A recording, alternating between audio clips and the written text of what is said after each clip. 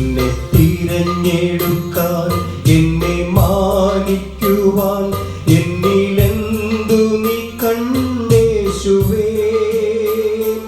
ഒരു യോഗ്യതയും പറയാനില്ലായേ, കൃപ ഒന്നു മാത്രം യേശുവേ.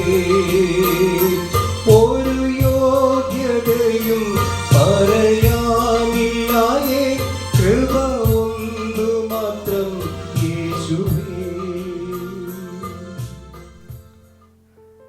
ദൈവനാമത്തിന് മഹത്വമുണ്ടാകട്ടെ.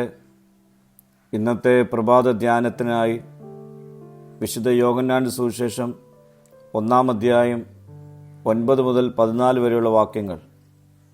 ഇന്നത്തെ ചിന്താവിഷയം ഒഴുകപ്പെട്ട ദൈവകൃപ എന്നുള്ളതാണ്. യേശുക്രിസ്തു ലോകത്തിൻ്റെ പ്രകാശമാണ്. ഇരുട്ട് പാപത്തിൻ്റെ പ്രതീകമാണ്.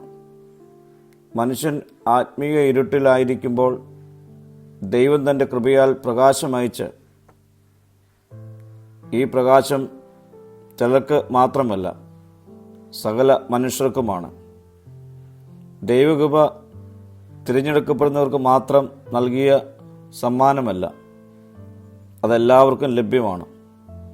സൃഷ്ടാവായ ദൈവം തൻ്റെ സൃഷ്ടിയിലേക്ക് വന്നു, പക്ഷേ ലോകം അവനെ തിരിച്ചറിഞ്ഞില്ല.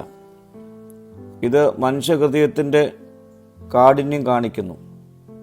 ഇന്നും യേശുവിനെ നിരസിക്കുന്നവരുണ്ട്. എന്നാൽ ദൈവകൃപ അവിടെ അവസാനിക്കുന്നില്ല, അത് തുടർന്നൊഴുകുന്നു.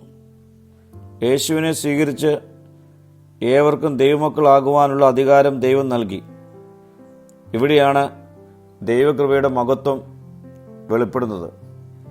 വിശ്വസിക്കുന്നവർക്ക് പുതിയ തിരിച്ചറിയൽ, ദൈവത്തിൻ്റെ മക്കൾ എന്നുള്ള പദവി, ആത്മീക പുനർജന്മം. ഇത് മനുഷ്യ പ്രയത്നത്തിലൂടെ ലഭിക്കുന്നതല്ല, ഇത് ദൈവത്തിൻ്റെ കൃപ മാത്രമാണ്. രക്ഷ ഒരു പ്രതിഫലമല്ല, അതൊരു സമ്മാനമാണ്. ദൈവകൃപയുടെ ദർശനം ക്രൂശിലാണ്. ദൈവം മനുഷ്യരൂപമെടുത്ത് നമ്മുടെ ഇടയിൽ വന്നു. യേശുവിൽ നാം കാണുന്നത് കൃപയും സത്യവുമാണ്. അവിടെ ദൈവത്തിൻ്റെ മഹത്വം, പിതാവിൻ്റെ ഏകജാതനായുള്ളവൻ്റെ മഹിമയും വെളിപ്പെടുന്നു. കൃപ ഒരു തുള്ളിയല്ല, ഒരു പ്രവാഹമാണ്. അത് അർഹത നോക്കി കൊടുക്കുന്നതല്ല. അത് ക്ഷമിക്കുന്നു, നമ്മെ പുതുക്കുന്നു, നമ്മെ രൂപപ്പെടുത്തുന്നു. നാം പാപികളായിരിക്കുമ്പോൾ തന്നെ ക്രിസ്തു നമുക്ക് വേണ്ടി മരിച്ചു. ഇതാണ് ഒഴുകുന്ന കൃപ. ഈ കൃപ നമ്മെ തേടി വരുന്നു. യേശുവിനെ സ്വീകരിക്കുന്നവർക്കായി രക്ഷയുടെ വാതിൽ ഇന്നും തുറന്നിരിക്കുന്നു. പ്രിയരെ, ഈ നോമ്പ് നാളിൽ ഒഴുകുന്ന കൃപ സ്വീകരിക്കുവാൻ നമ്മെ തന്നെ ഒരുക്കാം. പ്രാർത്ഥിക്കാം. കർത്താവേ, നിന്റെ ഒഴുകുന്ന കൃപ സ്വീകരിക്കുവാനുള്ള കൃപ എനിക്ക് ഈ നാളുകൾ നൽകണമേ. മഹത്വം നീ എടുക്കണം. യേശുവിൻ്റെ നാമത്തിൽ തന്നെ. ആമീൻ.